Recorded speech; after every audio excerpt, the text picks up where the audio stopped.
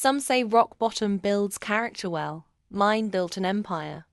For 3 years, I worked at Vanderbilt Holdings, a billion-dollar company owned by my father-in-law, Charles Vanderbilt.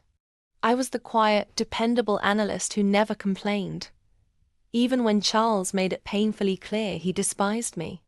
"You married above your league," he'd sneer at family dinners, his son, my husband, Daniel, smirking beside him. I thought marriage would soften Daniel. It didn't. He treated me worse, like I was a burden that wouldn't stop breathing. Then one Friday afternoon, Charles summoned me to his office. No greeting. No eye contact. Just a crisp envelope. "You're fired," he said flatly.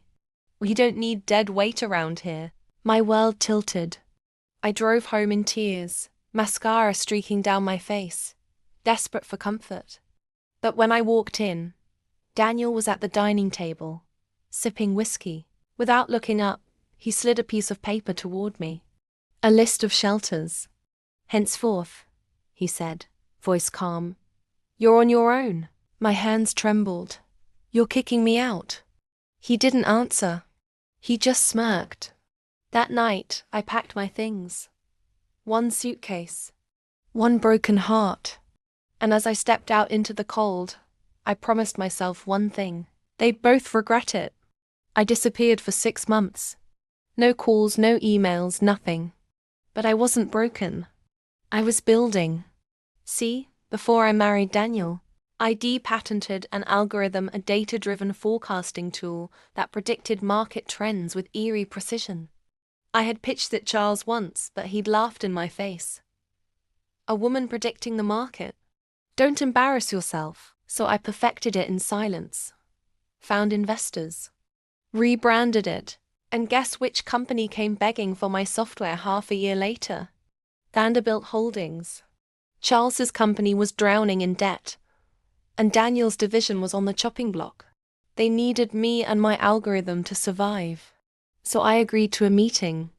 When they entered my glass-walled boardroom, they froze.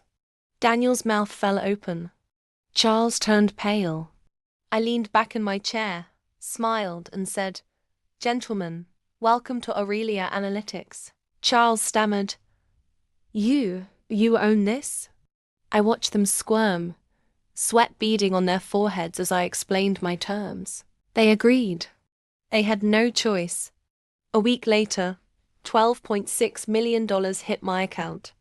The next morning, I got 70 missed calls. All from Daniel. Turns out the contract I'd made them sign.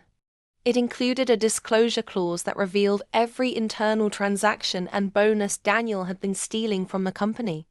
His father fired him on the spot. When Daniel texted, "Please, can we talk?" I finally replied, "Henceforth, you're on your own." Now, whenever I walk past a Vanderbilt office, I smile. Because once upon a time, I cried at their table. Now I send them invoices. If you loved this tale of poetic, powerhouse revenge, hit that subscribe button right now. Because here, the women they cast aside don't just rise, they reign.